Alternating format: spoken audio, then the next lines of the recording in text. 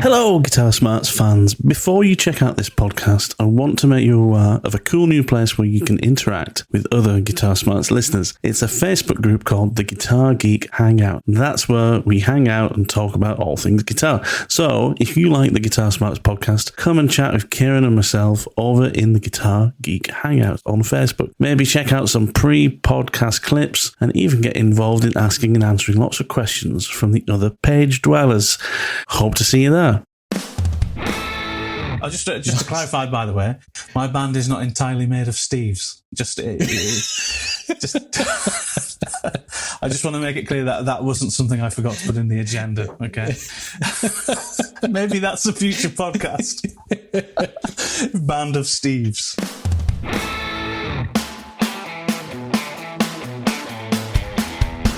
Hey, greetings, listeners. Thanks for joining us again on another Guitar Smarts podcast. This week, Kiran and I have challenged ourselves to another one of our little hypothetical situations. We're talking about who the best covers band would be. If you had your pick of any musician, session musician, rock star, anybody in history, who would you have? Anyway, this was a really good fun little conversation that we had.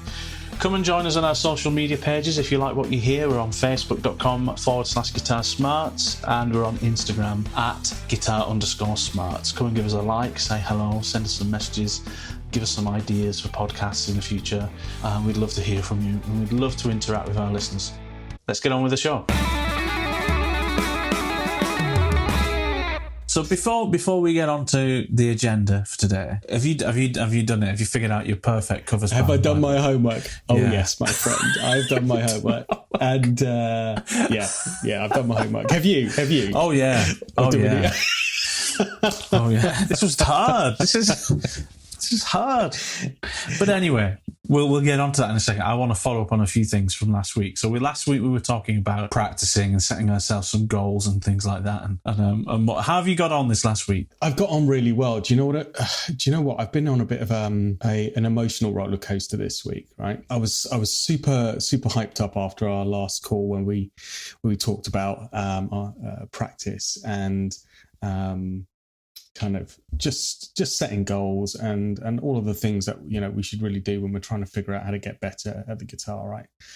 And for me, it's been a kind of strange journey this week of going back and revisiting some of the basics that I learned years ago in terms of guitar theory, but relearning it now with a viewpoint of not just stopping when I got to mastery of the pentatonic scales and kind of a rudimentary knowledge around the fretboard. It's really going back to basics and trying to teach myself everything again, but now with a longer term view to really understand it so that I can build on it further. So it's been a week of unlearning stuff to relearn it, and at points it's been frustrating.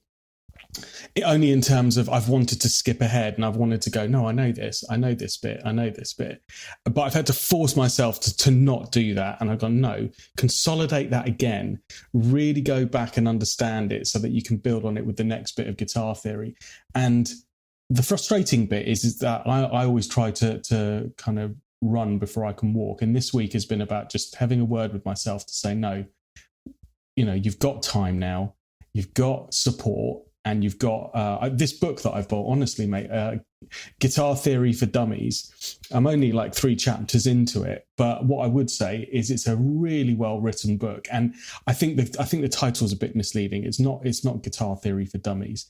You definitely need to have been playing for a few years, I think, to really make the most out of this book. And I've been playing for decades, and it's clicking for me now because, I've got a good knowledge of the guitar and I can play, but now I'm trying to really understand what it is I'm doing. So it's been a good book. So the chat last week really helped get my head in gear, and you've been really supportive during the week as well, going, look, how you getting on with this? And you've been giving me little tips around, just really make sure you focus on this bit before you move on to this bit.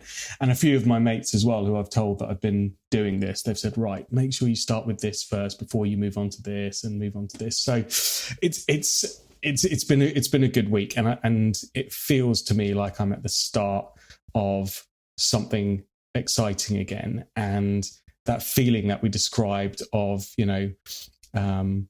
feeling little, light bulb moments. I'm starting to get that again with guitar theory, which I never thought those two things would go hand in hand. Excitement, light bulb moments, and guitar theory. But so it's been a good week. It's been a good week. That's awesome. And it's been a good week for me too, because I've kind of reapproached practicing. And like I said last week, I've kind of gone back to the way I used to practice when I was learning, which is trying to just, rather than kind of look for material and things to study in terms of what's this information that I need to bring in. I feel like I've probably saturated that a bit too much. And what I enjoyed when I was growing up as a teenager learning guitar was listening to something that moved me, whether that was a solo or a song or a chord sequence, whatever it was, and just trying to learn it as it is. And I've done that this week. So I've been trying to learn, one of the things I've always wanted to learn is the outro solo to Rosanna. And I've kind of half done that now. So that's been really rewarding, because I just felt I just couldn't stop playing it. There was one evening where I figured it out, and I must have spent an hour in here with the headphones on, with my little, Boss desktop thing, just playing what is 30-second half of a guitar solo over and over and over. I just couldn't believe I'd finally done it. And that's what I've missed for years so much, is just those little bursts of achievement where you go, right, I'm going to do this. I'm going to do this now. I'm going to really take my time to get it right. And then when you do it, you just feel so great. So yeah, it's been a good week for me too. And interestingly, if you remember back to like the first podcast we did, number 1 or 2, one of the things that I was going on about was my Strat and the horrendous condition it was in. It was completely unplayable. And since then, I changed the strings, and thankfully with your help, I'd made some adjustments to the truss rod and to the saddles. But I'd noticed this week that one of the saddles, the first string saddle, just seems to drop itself. The grub screws on the saddle itself just seem to give way, and it's going low again, and then it's buzzing out on bends. And I just came to the conclusion this week that actually I just really need to follow your advice that you gave out on the podcast recently, which was, I think, episode 6 and 7, talking about things that we should be able to do to maintain our guitars. And I had this horrendous moment of guilt of, I've been playing guitar for 25 years. Part of that arguably has been semi-pro. I took 3 years out of my life to study full-time music performance, and yet here I am down the road, and I barely have any tools dedicated to maintaining my guitars. I barely have the things that we've said that we should have. So this week I've invested a bit of money into getting that kit, and I've started stripping down the Strat and giving it a polish today, and I'm really looking forward to this new bridge turning. So I ordered that new tremolo system after checking that it will fit fine, and once that turns up, I'm away, and I'm just hoping that I can. I mean, I'm sure it will be fine, but I'm really looking forward to getting stuck into treating it to a proper clean update, refresh and setup and everything, and I know it's just going to feel like playing a new guitar. I'm so delighted, mate. I'm so delighted for you. One, because I'm getting something out of the conversations and things that we're having. Right, it's prompted me to kind of learn from you and the discipline that you've had in terms of studying music and guitar theory, and trying to discipline myself to do more of that. And I'm pleased in the other way that you're getting something from our conversations as well on the guitar tech side of stuff, which is where I've devoted a lot of my time and energy to learning things. So I'm really pleased, mate, that we're helping each other out in this way. That's really good. We should do a podcast. Maybe people could benefit from this combined wisdom that we've accrued. Yeah. Who knows? Somebody might listen. Somebody might listen. Actually, we should say that on that note, I'm actually delighted, mate, at the number of listeners that we're getting globally. I think we're in over like 10 different countries across the world now. So a really great following in the UK and US, as well as a whole host of other countries, which is incredible. Really grateful for that. So if you are one of those people that's out there listening to us regularly now, thank you so much. We really appreciate the support. It's brilliant to watch these numbers going up and up and up every week. It's fantastic. Absolutely, I couldn't agree more. I'm so grateful for anyone that's listening to us ramble on each week about what's interesting us and what we're enjoying, and if you are listening and you're a guitarist, you've probably got guitarist mates. Tell your guitarist mates about us as well. Tell them to listen to us. Help us grow, and thanks for listening. Shall we move on to our agenda for the week? This is another great challenge, and I love the way that you kind of drop these on me during the course of the week. Like, it just comes as a fairly innocuous text or message, and then I read it and I go, "Oh, that's a thinker." that's going to keep me awake at night. Yeah, I don't know why these things come to me. I don't know why I seem to think of these things as like challenges almost. I mean, for me, it's just kind of like, it's like a hypothetical. It's the kind of conversation I'd have after buying a beer, sitting down at the table and saying, here's a question for you, and this is the question, and this is one of those conversations you'd have a thinker while you're down the pub. So it's the perfect covers band, okay? So this is the challenge, okay? This came from me, this is partly come because I've been on a bit of a Steve Lukather Toto trip recently, right? And I was just thinking that these, that band Toto, which is a terrible band name to say if you're a northerner like me, right? Okay, Toto. But anyway, that band was just a band of just the best session musicians of the 70s and 80s, right? The Picaros, Steve Lukather, David Page. Those guys were just incredible musicians. And it just got me thinking, who would you choose if you could put a band together of amazing musicians? Who would you choose? Exactly, yeah. There we go. Thanks, everyone. Speak to you next week. That was the end of the challenge. It was quite quick. Exactly. You also put something in the challenge to me as well, which proved to be quite interesting later on when I started to think about who I was going to pick. Didn't you also mention in there that some of these bands like Toto, or like, let's say, for example, Clapton's kind of touring lineup was a little bit kind of off bounds, really, and not in the spirit of this challenge per se, because that's kind of the best covers band ready to go, isn't it? In terms of like Nathan East and Gadd and all of that all ready to go. They're just like, well, that's the tightest covers band you're ever going to get. Yeah, you can't just say, well, I want this person's band. Yeah, you got to take your pick from musicians. Right. That you've liked. Exactly. But this is and I always like to put like some kind of hypothetical situation, or it's not just a question, so it's to put context to it, right? It's not just for fun, it's for context, okay? So it's a covers band, and it's, you've got a local wedding to do a music performance for. You've got to put a band together for it. You can choose anyone. They're going to say yes because, they owe you a favour. Of course. Who do you call? And this is the kind of setup. The band, it needs to be a front man or a woman. You're going to be the guitarist, and you need to get a second guitarist. And whether you're the lead or the rhythm doesn't matter, right? Bassist, keys player, and a drummer. Okay, so it's a standard 6-piece kind of wedding band, or 5-piece, depends. Maybe you want the front person to also be your other guitarist, whatever you want. But that's what you got to do. You got to think about all your favourite players, all the people you admire the most. Who would you want? Who would you want to be in this perfect covers band? That's the rub.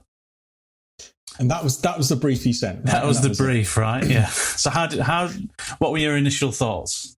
Because I've got a list of kind of honourable mentions, people that I thought, floated to the top of the list for me in each of those positions, and I've got a list of the actual choices. Yeah, same, mate, same. So I've gone with a 6-piece lineup of exactly as you suggested, because I think that's a really nice mix for a wedding covers band in terms of drums, 2 guitarists, keys player, etc. Right? Yeah. So I think so. I've gone with that. I'll tell you the first thing that I did when I read that is I made an assumption, which is like, because this isn't just the fantasy band of all times, right? I made an assumption that these people have to be alive and able to come to the gig now, right? So actually, it's a good. I'm going through my list, and there's a couple of dead people there. You're right. See, this not is the, this in is the actual. Oh no, actually, there is a dead person in my band. You're right. Now this is the key assumption, and I'll tell you why it's important to me, because I actually really struggled. I actually really struggled with one particular position in the band. Yeah. In terms of all of the people that I like are dead. So that's going to pose a bit of a problem when I make those phone calls. You definitely don't want... There's a whole lot of exhuming you'd have to do, just to get them to the gig. You don't want to do that. No, we don't. And I can't assume that anyone's been embalmed to a significant state or had their head cryogenically frozen a la Walt Disney, that the technology now exists to reanimate them. So I'm gonna say, right, let's make sure that they're alive, because I think that makes this a little bit more challenging. Okay, good. Right. So you can mention your honourable dead folk if you like, but you can't have them in the band. Brilliant. Okay. I can see you scribbling stuff off now. Like, he's gone. She's gone. What else can I say about this? Okay, so let me tell you, right, there were some positions that came straight to mind, which I was like, okay, definitely, I would want them in the band. Then I also thought about things like, hold on a minute, I'm putting together a covers band here, right? So I've got to think about if this is going to form a cohesive mix of musicians that are going to complement each other. As you can tell, I took this way too seriously. I had exactly the same thing. Is this going to work?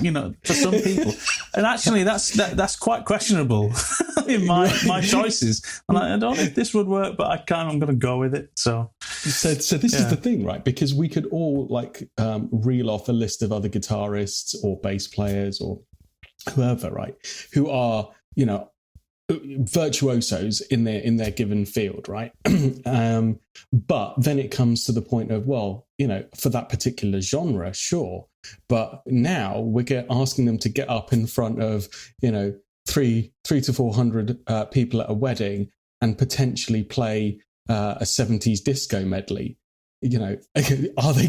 I'm sure they would be able to do that, right? They're virtuosos, but I've tried to pick a cohesive mix. So I did that, and I went through my list and I picked all of those people. And then the other thing is, then I cheated, mate. I'm sorry. I called a friend. I phoned a friend. I didn't say it wasn't allowed. I can let that pass. Judge rules. You did, because I was bored while I was doing some work calls. So I thought, I wonder what the other guys think of this. So I have, and I told them I'd give them an honourable mention. So I have to now. I have a bunch of musician mates who I love dearly, and we have a little group called the Meat, Rum and Music Club, the MRM, right? Because that's the holy trinity in life, really, isn't it? So anyway, I pinged out this challenge to them, and it was brilliant because it validated loads of my choices that I'd already made, because I was getting the same names coming back, and these guys are uber musicians, right? So their opinion is solid, and but also it chucked in a few things that I hadn't thought of and that I'd forgotten about, a few people. So yeah, that's how I approached it. Amazing. So yours is designed by committee, basically. That's what you're saying. I can see the disappointment in your face. You're like, you've cheated. You've actually cheated. Yeah, like, basically. Damn, he has friends. That's where he beats me. I tell you what, there was at least an 80% overlap between my choices and theirs, but I'll tell you where the committee kind of ruled on this one, and I went, okay. Actually, you know what? That's a solid call, and I'll tell you which ones I picked myself. Okay, so tell you what, this is what I'm going to say we'll do. We'll go through it we'll go roll by roll, okay? So We'll start with a position and we'll talk about our choices. Let's start with the drummer, okay? Drummer at the back. And I'll go first. I'll tell you who my honourable mentions are. And again, there's a dead person in here, so it would be a terrible drummer now, but at the best, during their peak. Now, don't forget, I preface this by saying this came from listening to Steve Lukather and Toto. So Jeff Porcaro is on this list as an honourable mention. Yeah. The drummer, just because ridiculous, absolutely unbelievable. Stuart Copeland from The Police. Yes. And my other honourable mention was Steve Jordan.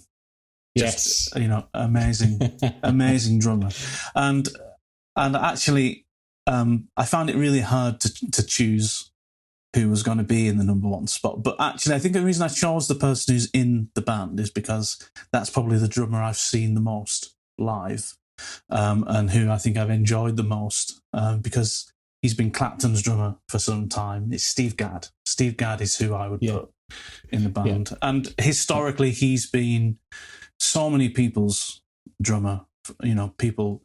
He's probably played on the original recordings for half the songs that would probably end up being in the set, for the covers band. He's been playing for James Taylor, Simon and Garfunkel, so many people. Brilliant funk drummer, brilliant rock drummer, blues drummer. So those are my honourable mentions for drums: Steve Jordan, Stuart Copeland, Jeff Porcaro. But I would go for Steve Gadd. So sorry to interrupt this super interesting conversation. However, if you've made it this far, you should probably subscribe to the Guitar Smarts podcast. You can do that in your favourite podcast app. Go and do that now and then come back to the show. Let's get back to it. I think that's a great choice. See, now I think you've cheated there because you've clearly picked a Clapton drummer from his kind of touring lineup. But he wasn't the drummer during the Unplugged album, which is my thought at the time. That's true. That's true. He wasn't. That's true. But to be fair, mate, what a great list. Do you know what I like about this challenge as well? But before I tell you my drummers, is I'm a guitarist first and foremost, right? Which means this list is easy to compile in terms of guitarists for me, but it kind of forced me to think about those drummers and those bassists and keys players that I really like listening to, and then kind of think, okay, would they work in a band? And I think the thing that is good for people to do if they're listening to this, right, is go and check out some of these names. Go onto Spotify, or indeed go onto Wikipedia, right? If some of these names are unfamiliar to you that we're mentioning, go onto Wikipedia and then click on their kind of discography or back catalogue of stuff that they've played on, and you will know these artists based on some of the records, even if you don't recognize the names that we're mentioning, because these are incredible artists. And then check them out on Spotify and things, and then it will improve your kind of musical ear and sensibility just beyond listening to guitarists, because then you'll start to get a feel of what these other instrumentalists add to the sound of a mix and to a band, that and how that works with the guitarist. If you're particularly like I was for many years, just focused on listening and pulling out the guitar in a mix, this is a really useful kind of conversation maybe for people to go and find new musicians and new music that they haven't heard of, because we're coming at this almost from a guitarist point of view, but about what we kind of love about these instrumentalists. Because if we were to speak to a drummer, for example, and ask them this question, they might come up with a completely different set of names, right? Because they're looking at it very much from a drummer's perspective. Or you go and speak to a bass player and go, right, tell me who you would put in the Ultimate Covers band as a bass player. And, they're going to be names that are very different, I think, to the ones we chose. Anyway, that's a really good point. Really good point. A slight tangent. So, okay, mate. Well, so the first drummer that I thought of, and you'll appreciate this, was Simon Phillips, because of the whole Toto piece. Of course, right? So Simon Phillips has been touring and playing with Toto for decades, and he, as a drummer, I mean, people will have heard his playing even if they don't recognize the name. And if you don't recognize the name, it's no big issue. I mean, you probably won't even know his name unless you're a Toto fan. But as a session drummer, he is he's played with everybody, right? But the sound of his kit and that kind of sound that he has, particularly from his toms, it's just the Simon Phillips sound, and it is just mind-blowing, and it's incredible for me to listen to. So, I mean, technically amazing, and just an incredible tour de force on the kit. And and he's an honourable mention. And he's an honourable mention. Well, so the other honourable mention, again, so this actually came from the drummer on our kind of committee group that I reached out to, right? And I must say, again, this is another one that kind of falls into the Simon Phillips type category, in terms of, you will have heard his drumming and it's incredible, but you may not know him as an individual unless you're super into your music, or you're really into your drummers and things. And that's a guy called Vinny Colaiuta. I hope I've pronounced that right. And again, just incredible drummer with decades of playing behind him. Played a lot with Sting. Exactly. Yeah. I mean, I got to say, I'm sorry to interrupt you, probably my favourite drumming track of all time is 7 Days by Sting. Just that, it's in that 5/4, that odd meter in 5 beats per bar, and he's playing this amazing kind of juxtaposed rhythm on the hi-hats and on the ride cymbal. It's just one of my favourite songs to listen to, purely just to listen to the drumming. And that for me is that, and that's Vinny Colaiuta, who you said. So unbelievable. Yeah, exactly. One of my favourite Sting. Another honourable mention. So these are honourable mentions, right? So if you haven't heard of Vinny Colaiuta, please check him out. Just sensational player. We're just like steeped in like decades of playing with some of the most amazing musicians. But that's a really good access track for people who haven't, because he played on 10 Summoner's Tales and Mercury Falling, and he played on Brand New Day as well, which is just incredible. 10 Summoner's Tales that's a desert island album for me, isn't it? Easily. Isn't it? Just brilliant. Yeah, superb drummer. Awesome. But my choice was Steve Jordan. Really? Fantastic. Yeah, absolutely. Yeah. So did you choose Steve Jordan as your final one? Steve Gadd was my primary one. Steve Jordan was probably the closest number 2 on my list, mainly because he wasn't dead, and also Stuart Copeland. I thought Stuart Copeland was one of my other favourite drummers, but I kind of thought, is he covers band material, or would he just kind of go a little bit mad all the time? Yeah. So Steve Jordan. Tell us about Steve Jordan. Well, obviously for us, for you and I, Matt, Steve Jordan he's part of the John Mayer trio, right? So we're huge John Mayer fans, and again, that's how I got into Steve Jordan as a drummer, was kind of just watching his energy and kind of ferocity behind the kit, but also its nuanced playing as well. But the way in which that John Mayer trio of John Mayer, Steve Jordan, Pino Palladino creates that incredible kind of sound with just the three of them is because there is no weak link in that trio. They are just, every member is just superb.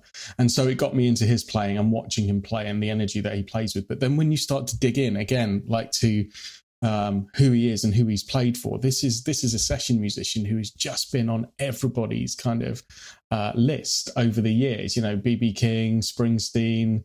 He's done some stuff with Stones.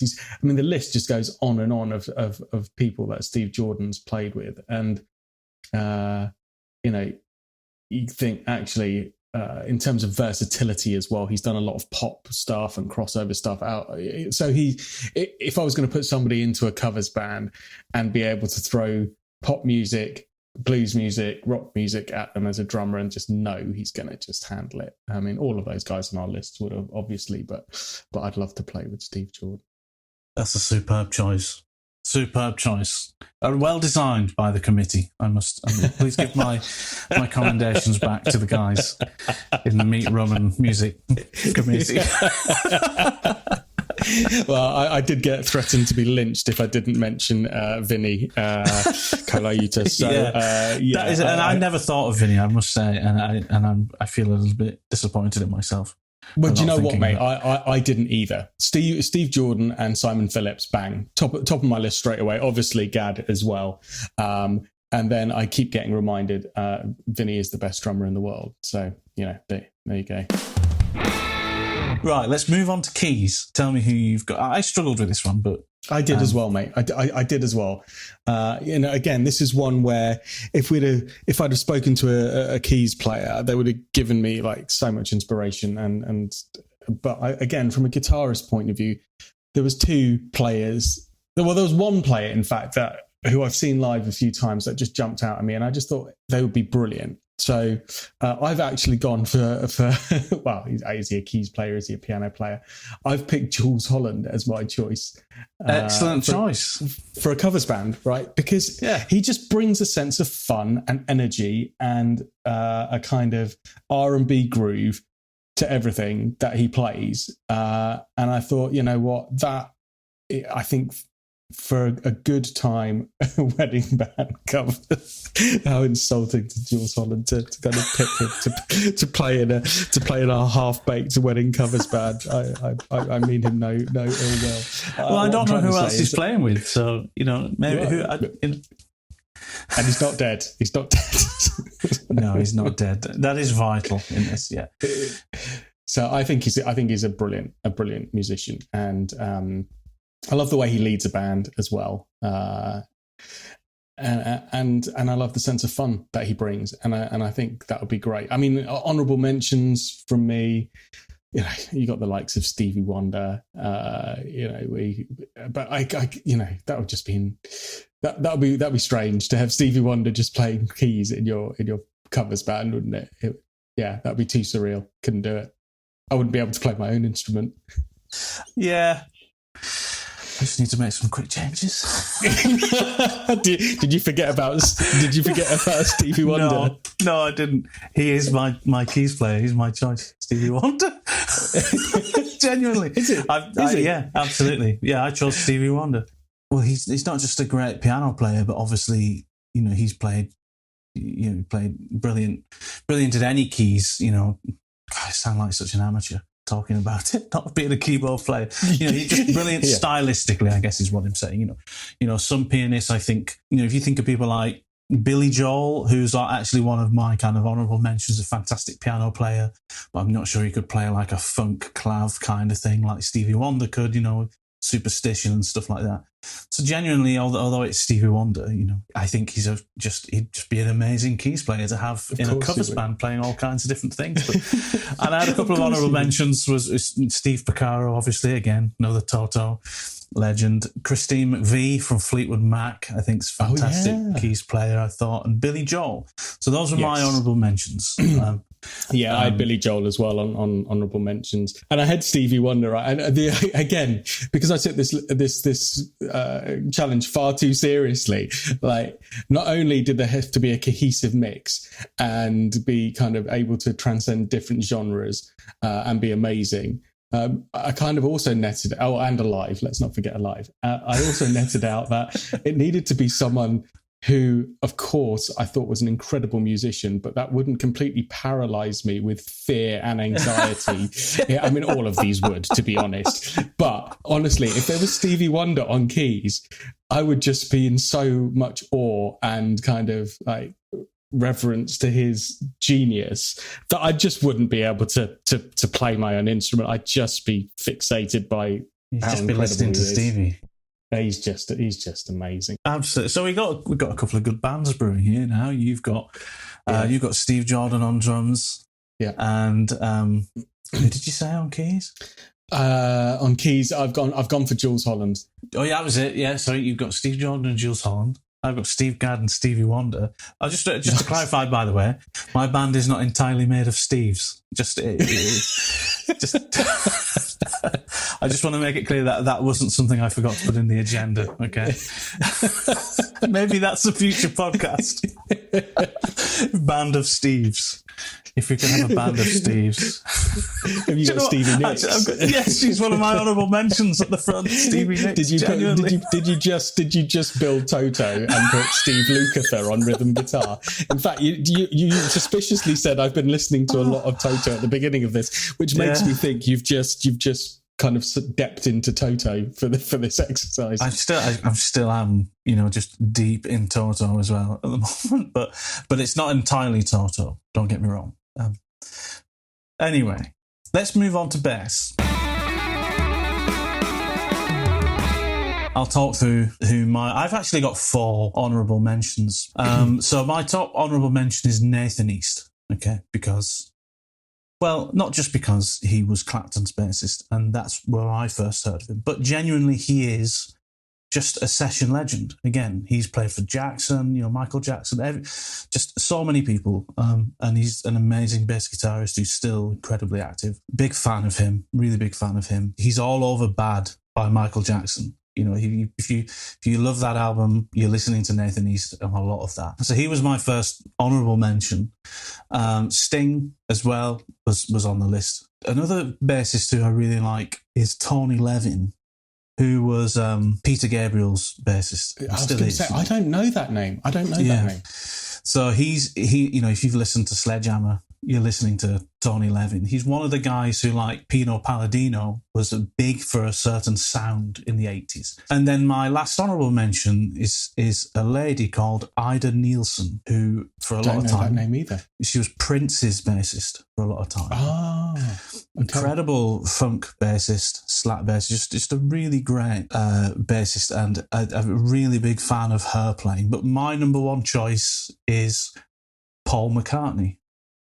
Oh, interesting. Yeah. And I'll tell you why. Not one, because, well, first of all, like you said, I'd be crippled at this point. If I'm in a band now with Stevie Gadd, Paul McCartney and Stevie Wonder, I'm not playing anything, okay? I'm standing with the volume down pretending. But Paul McCartney he's a very underrated bassist. I know he's famed for being in the Beatles and a brilliant songwriter and whatnot, but if you listen to any Beatles song that is, a big Beatles song, there's two melodies going on. It's the singing and it's the bass. It's always the singing and the bass. So that's my choice, Paul McCartney. What a great choice! What a great choice.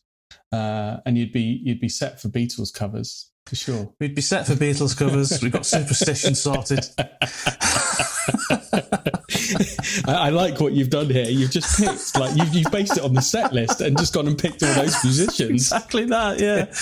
Oh, dear. We're going to start with Rosanna. Yeah. Then we're going to go into Superstition. There we go. Then it's A Hard Day's Night. Then we'll take a break. What about you? Tell me about your bass choices. Yeah, so bass players, right? So for me, it was a shorter list of people, right?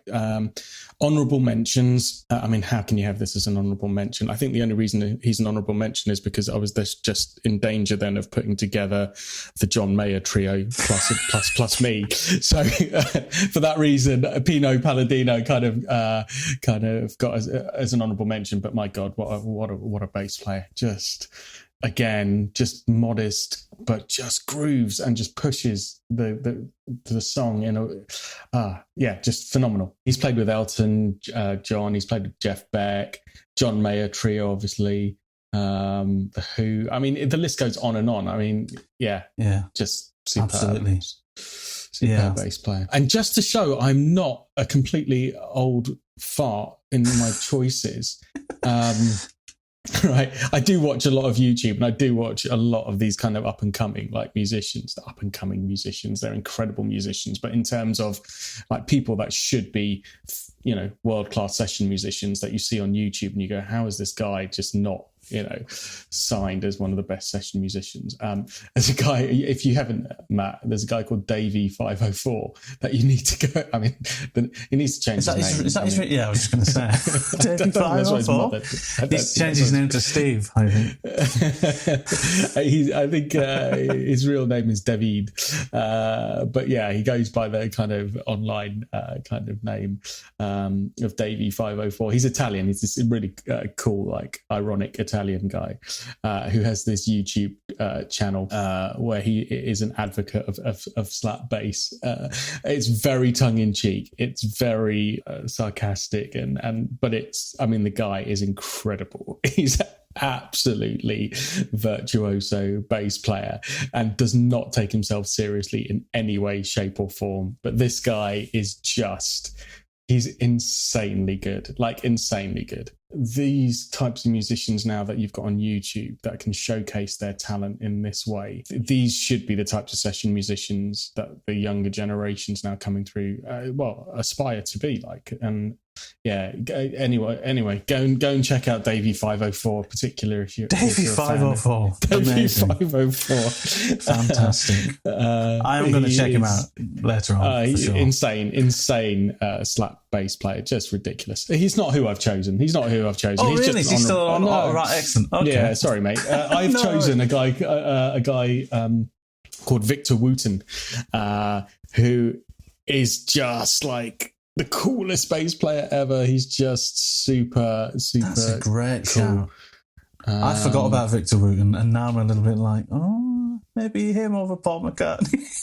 Well, I mean, look, American bass player. He's kind of, I don't know.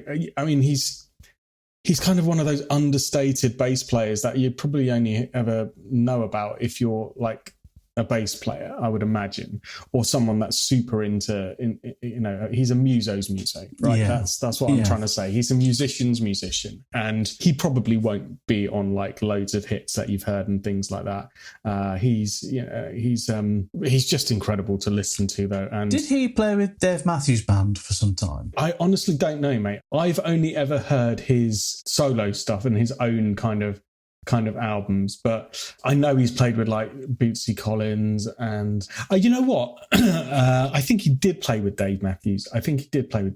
For a while as well. But yeah, incredible musician. That's a great choice. So the band's getting big now. We've got a rhythm section, keys. We obviously we're playing in guitar as well. We're set up off to the side. I'm stood next to Paul McCartney. You're there with Victor Wooten. That'd be a decent gig. Let's go to our second guitarist.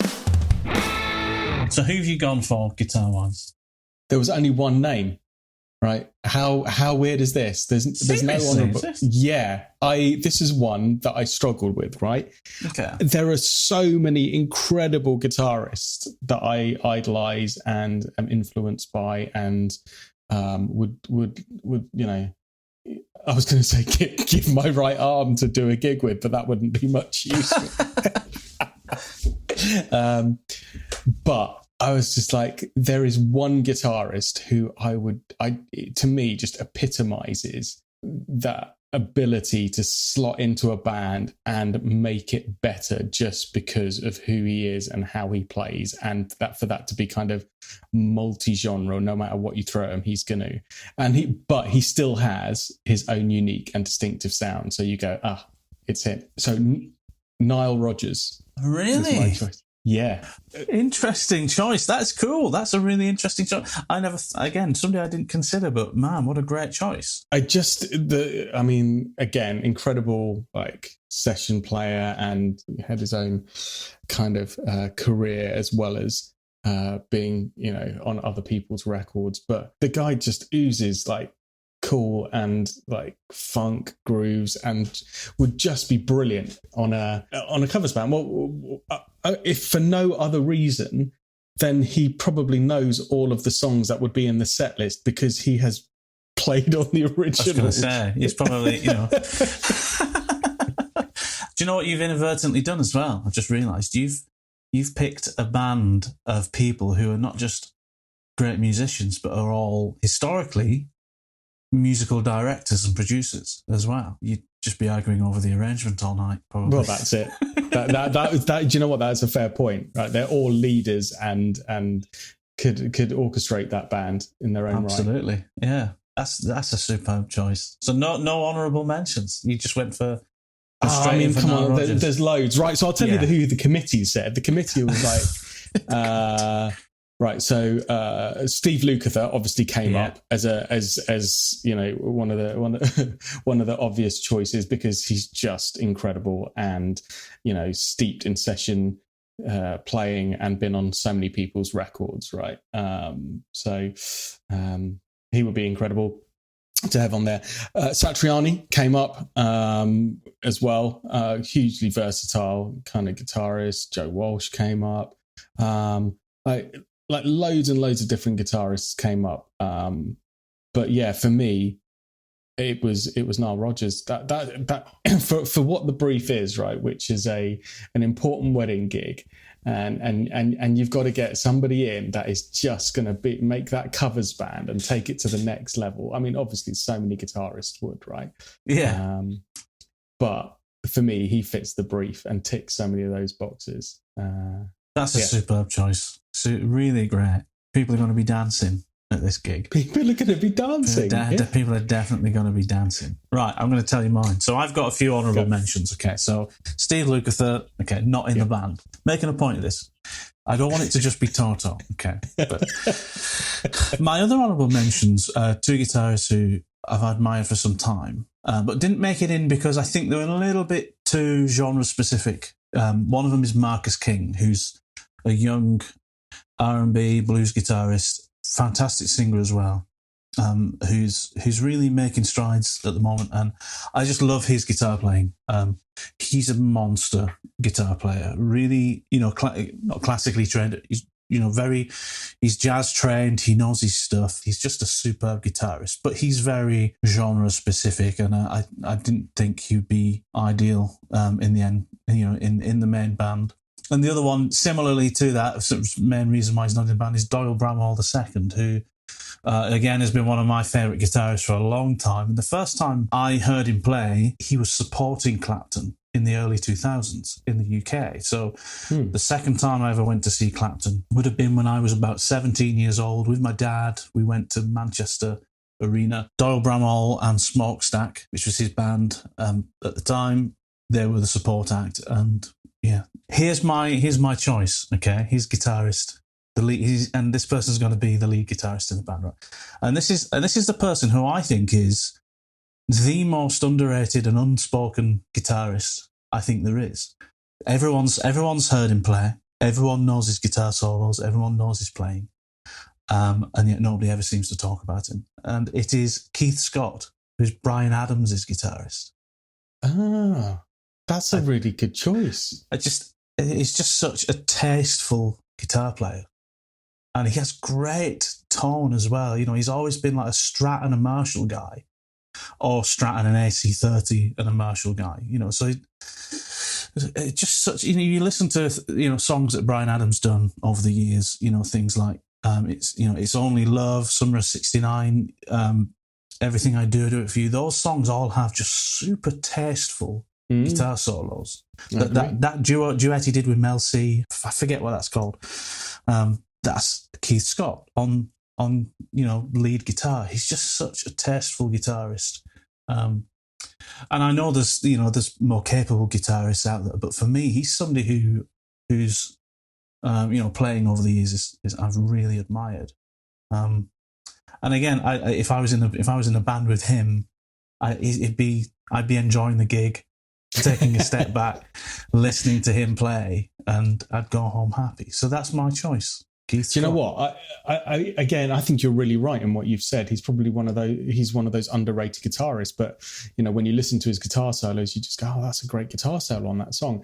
And that's a name that I'll take away from today and go and listen to a little bit more. I think actually, good choice, mate. Wild card choice, but yeah, good exactly. Choice. It is a bit of a wild card actually. So we're nearly done. We just need that front person now. So, this is where I struggled the most. Me too. And I've got to say, I'm only 95% certain about my choice. Okay. But I think the main reason for that is the people that I want are dead. Well, that's why I struggled, mate. That is exactly why I struggled. I realised every front man that or front woman that I like is right. So, for me, the obvious choice is like Freddie Mercury. Just put Freddie Mercury in front of your covers band. Absolutely. Because, he was the greatest showman around, right? And vocalist and just a tour de force, right? And as I started to go through that mental list of, right, well, who would I put? I just realized that, I'm struggling for those that are alive, but I think I've come up with some great ones. Okay. I think I have. Cool. Go for it. Tell me who you went for. Right. Tell me who your honourable mentions are. And then all right. your choice. So on honourable mentions, Beth Hart I went to first as an honourable mention because I just think she's got that softer side, but she can also really belt out a rock tune.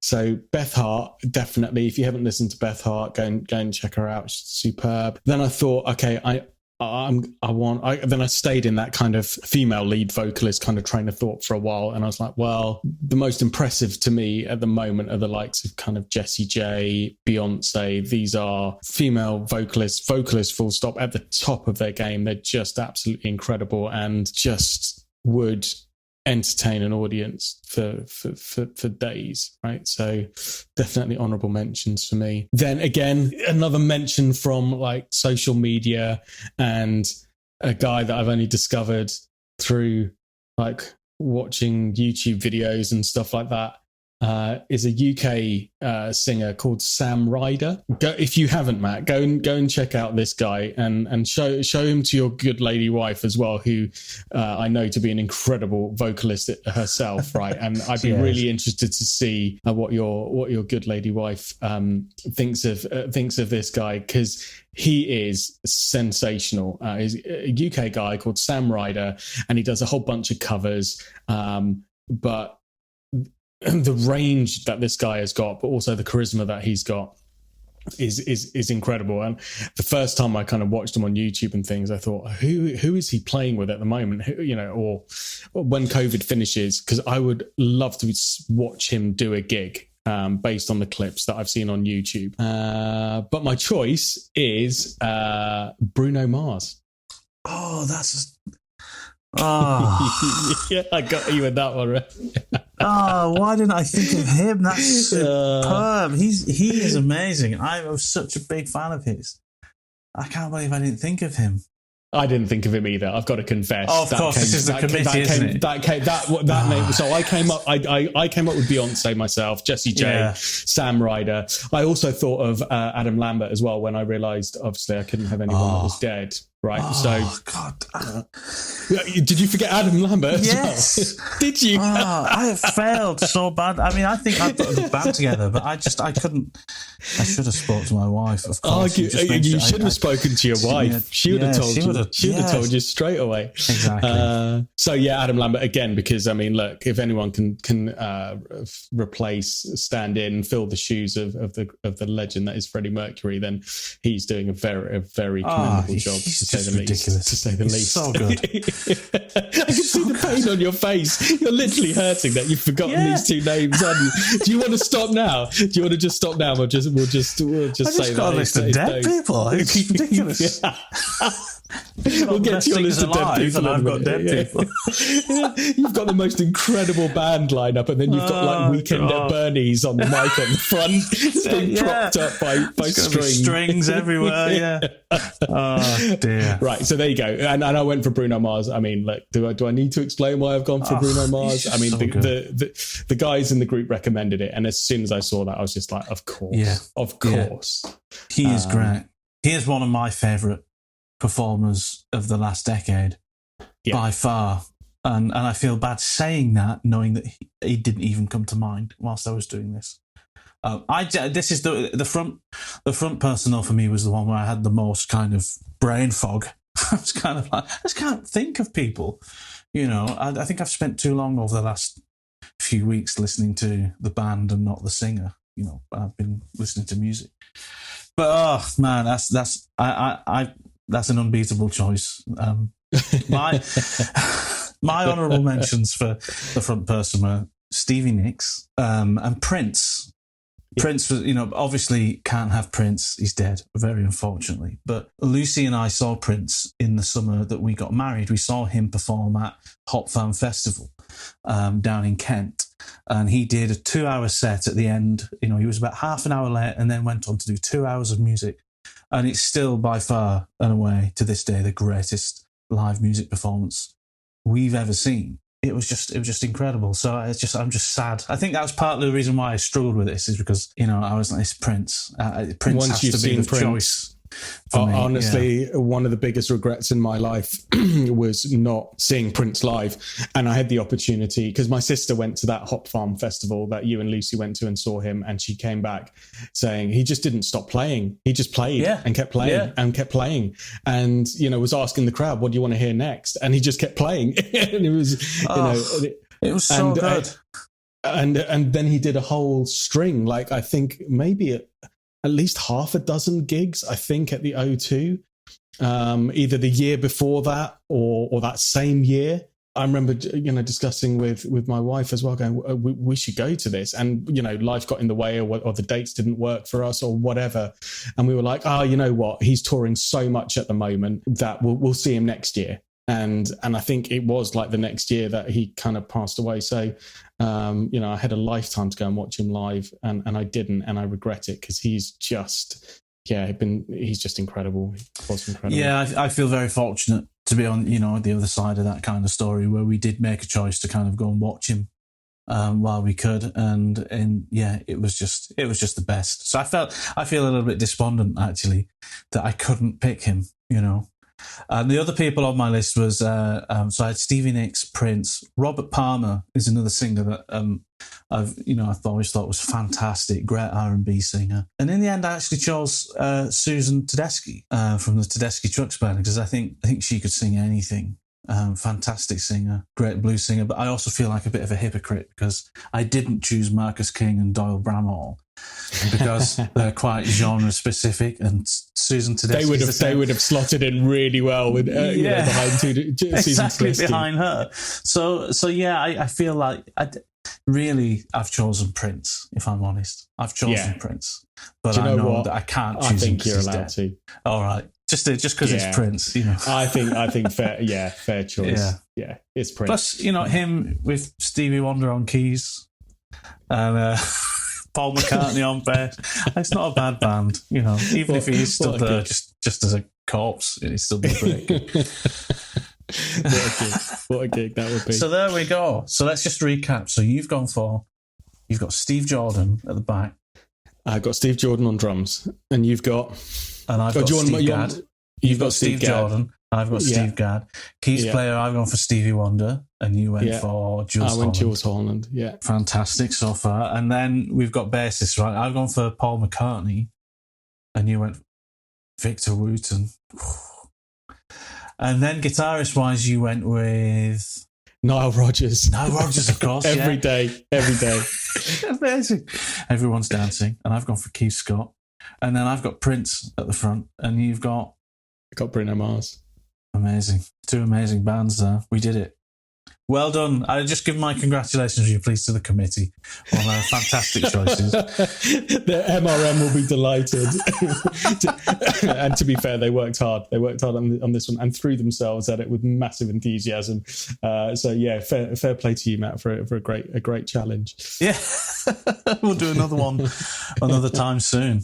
Well, it's been another fantastic week chatting to you. I look forward to next week for another catch up and another podcast. Mate, absolute pleasure. And look, stick with the guitar setup stuff. I hope that goes really well this week. And if you get stuck, give me a call and we can talk you through some of how to do it. And I will keep you posted during this week and let you know how I get on with my next foray into guitar theory. I might be venturing into the caged system this week. So let's see how we go.